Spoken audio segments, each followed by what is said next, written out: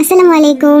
আচ্ছা, আজকে এমন একটা আমল শিখিয়ে দিব যে আমলটা দৈনন্দিন জীবনে চলাফেরা সকাল বিকাল সবসময় করতে পারলে আল্লাহ আপনার আমল নামায় সওয়াব দিয়ে ভরে দিবেন।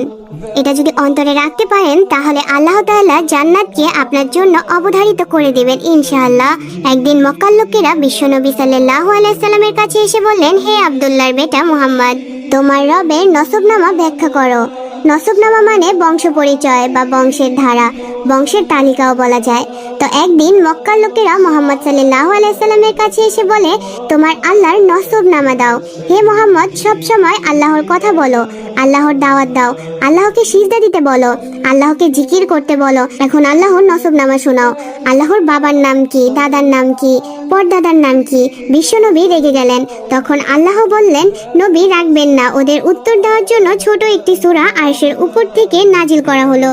ও নবী, আপনি স্পষ্ট ভাষায় বলে দেন আল্লাহর কোনো নসবনামা নেই, আল্লাহর বাবা দাদা কিছুই নেই।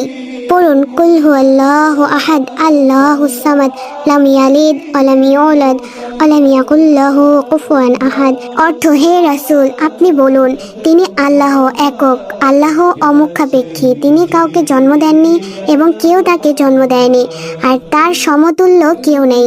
এই সূরাটি নাজিল হওয়ার পর কাফের